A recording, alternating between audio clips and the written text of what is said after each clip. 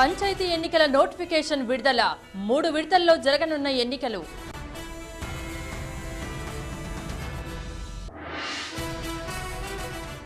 విశాఖలో టీడీపీ తొలి ప్రాంతీయ సదస్సు, పంచాయతీ ఎన్నికల్లో గెలుపుకి బాబు పిలుపు. సైబర్ లా విధాన పత్రంలో డొల్లతనం, కీలక అంశాలను విస్మరించిన కేంద్రం.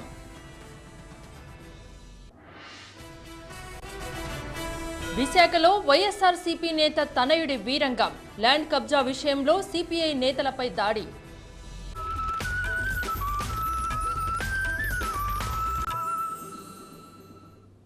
పంచాయతీ ఎన్నికల నగారా మోగింది. రాష్ట్ర వ్యాప్తంగా మొత్తం 21,491 గ్రామ పంచాయతీలకు ఎన్నికల నోటిఫికేషన్ విడుదలైంది.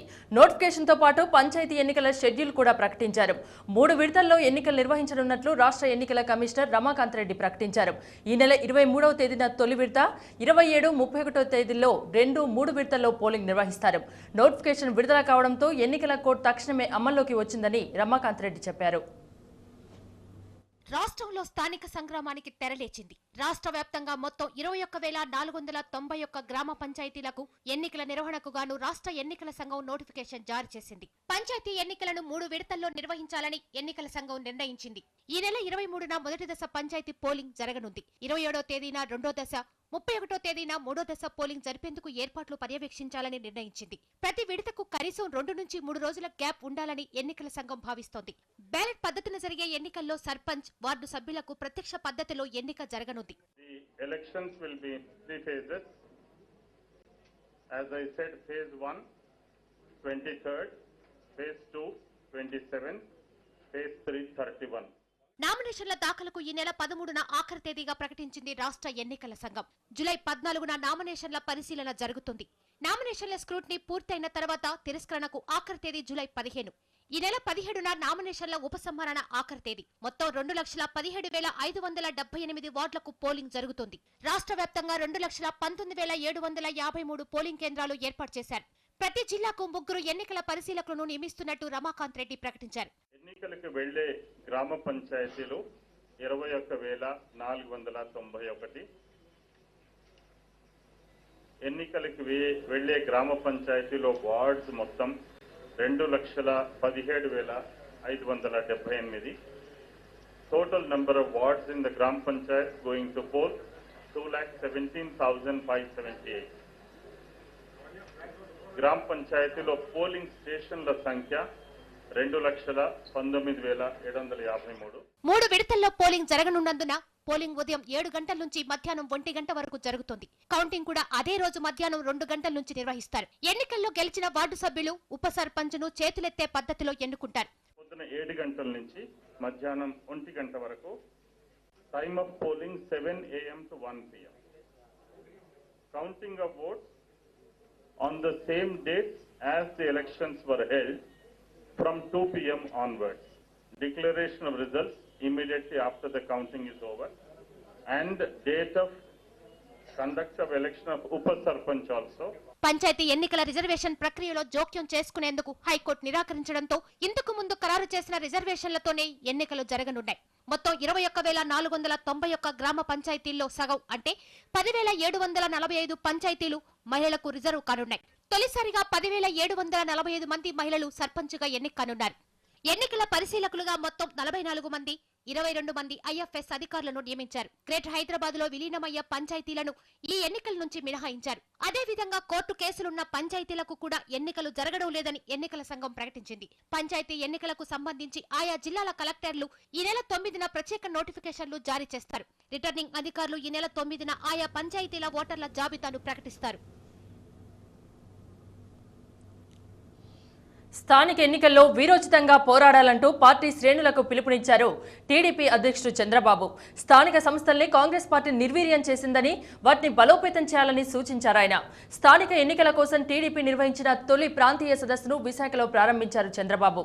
సమర్థులైన అభ్యర్థులను ఎంపిక చేయాల్సిన అవసరం ఉందని చెప్పారు ఆయన.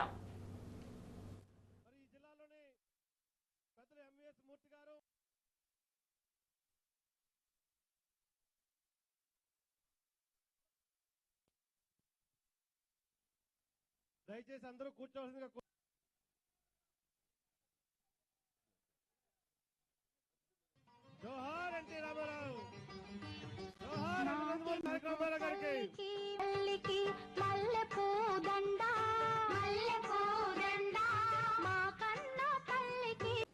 ఈరోజు మనందరిపైన ఒక గురుతరమైన బాధ్యత ఉంది.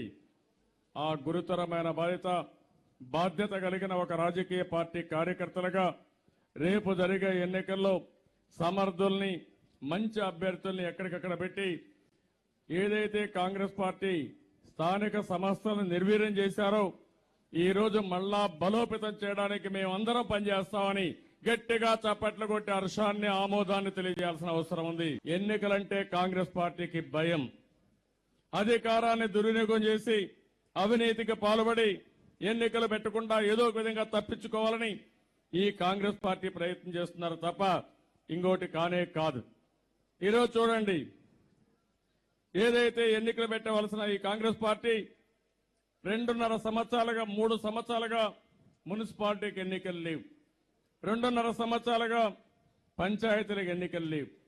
గ్రామాల్లో ఎవరు పంచాయతీ బోర్డు అధ్యక్షుడు లేకుండా, ఎంపీటీసీ లేకుండా, ఎంపీపీ లేకుండా, కౌన్సిలర్ లేకుండా, కార్పొరేటర్ లేకుండా ఎక్కడికక్కడ అడ్మినిస్ట్రేషన్ మొత్తం దిగజారిపోయింది, భ్రష్టు పట్టింది, అస్తవ్యస్తం అయిపోయింది. స్థానిక సంస్థల్ని ఉత్సవ విగ్రహాలుగా తయారు చేయాలనుకుంటున్నారు. ఎమ్మెల్యేలు పెత్తనం చేయాలనుకుంటున్నారు, మంత్రులు పెత్తనం చేయాలనుకుంటున్నారు, కాంగ్రెస్ కార్యకర్తలు పెత్తనం చేయాలనుకుంటున్నారు. అది జరగదని, జరగనీయమని రేపు జరిగే ఎన్నికల్లో వీరోచితంగా పోరాడి మళ్లీ స్థానిక సంస్థల్ని బలోపేతం చేయాల్సిన అవసరం ఉంది. శివారు పంచాయతీలను జేహెచ్ఎంసీలో విలీనం చేయాలంటూ ప్రవేశపెట్టిన తీర్మానం వీగిపోయింది. గ్రేటర్ పాలకవర్గ సమావేశంలో ఈ తీర్మానం ప్రవేశపెట్టగా విపక్ష టీడీపీ, బీజేపీతో సహా ఎంఐఎం కార్పొరేటర్లు తీవ్రంగా వ్యతిరేకించారు. తీర్మానంపై ఓటింగ్ జరగ్గా ఇది వీగిపోయింది. కౌన్సిల్లో వీగిన విలీన తీర్మానం అంశాన్ని ప్రభుత్వం దృష్టికి తీసుకెళ్తామన్నారు మేయర్ మాజిద్ హుస్సేన్.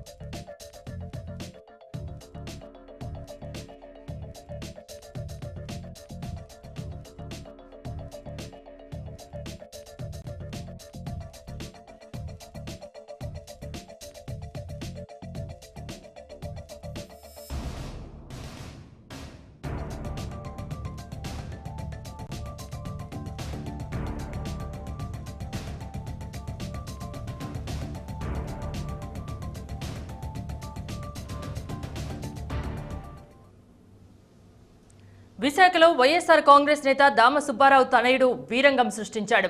తన తండ్రి ల్యాండ్ కబ్జా విషయంలో ప్రశ్నించినందుకు సిపిఎం నేతలపై దాడికి తెగబడ్డాడు. నడి రోడ్డుపై వీధి గుండాలా ప్రవర్తించాడు. చుట్టూ ఉన్న మంది మార్బలం కూడా తలో చేయి వేసి మరీ చితకొట్టారు.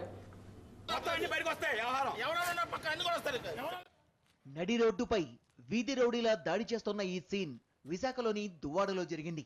దాడి చేస్తున్న ఆ యువకుడు గాజువాక వైఎస్ఆర్సీపీ నేత దామ సుబ్బారావు తనయుడు. దాడిలో గాయపడింది సిపిఎం నేత సుబ్బారావు. ప్రభుత్వ భూమి కబ్జాపై ప్రశ్నించినందుకు వీరిపై మంది మార్బలంతో ఇలా చెలరేగిపోయారు.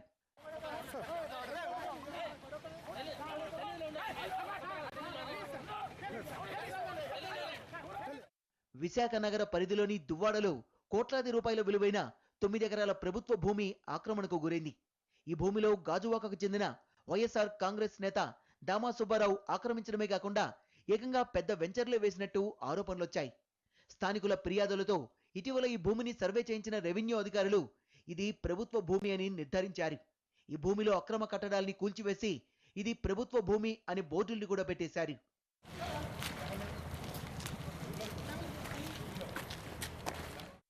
దాంతో ఈ భూమి ఆక్రమణలపై ఆరోపణలు ఎదుర్కొంటున్న సదరు రాజకీయ నేతను ప్రశ్నించేందుకు సైట్లోకి వెళ్లిన సిపిఎం నేతలు, ప్రజా సంఘాల నేతలపై ఆగ్రహంతో ఊగిపోయిన సుబ్బారావు అనుచరులు, ఆయన తనయుడు ఇలా దాడికి పాల్పడ్డారు.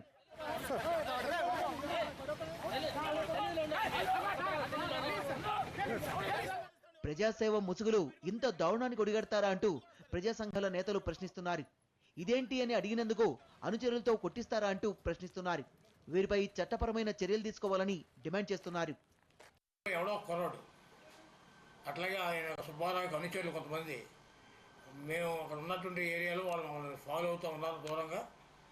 దీంట్లో కుర్రాడు అక్కడ నిలబడిన తర్వాత ఎవరయ్యా నువ్వు ఇలా చూస్తామని చెప్పేసి మేము అడిగితే వాడు దౌర్జన్యంగా ప్రవర్తించి అక్కడ ఉన్న వాళ్ళ మీద కూడా దాడి చేయడానికి సిద్ధపడటం జరిగింది. తర్వాత మేము విచారణలో అర్థమైంది ఏంటంటే వాడు దమాల్ సుబ్బారావు కొడుకు అని చెప్పేసి మేము గమనించడం జరిగింది. ప్రభుత్వ బంజరు భూమి ఇది కరెక్ట్గా ఉందని ఈరోజు ఆ దిమ్మలు కట్టడం చాలా శుభపరిణామం. దీన్ని కలెక్టర్ గారు దీని మీద చర్య తీసుకుని ఎవరైతే ఇక్కడ వరకు ఇప్పటి నుంచి దామా సుబ్బారావు కానీ చిట్టిబాబు కానీ ఎన్ని కోట్లు ఆస్తి సంపాదించారో అనే రకాల భూములన్నీ కూడా కబ్జా చేశారు. సీన్ కట్ చేస్తే కబ్జా ఆరోపణలు ఎదుర్కొంటున్న వైఎస్ఆర్ కాంగ్రెస్ నేత ఎంట్రీ ఇచ్చాడు. షర్మిల పాదయాత్ర ఇవాళ ఇదే రూట్లో ఉండడంతో జరగబోయే డ్యామేజ్ ను తలుచుకొని తలపట్టుకున్నాడు. వెంటనే తనయుణ్ణి పిలిచి ఏ చేత్తో అయితే సిపిఎం నేత సుబ్బారావును కొట్టాడు అదే చేతులతో కాళ్ల మీద పడి క్షమాపణ చెప్పించాడు.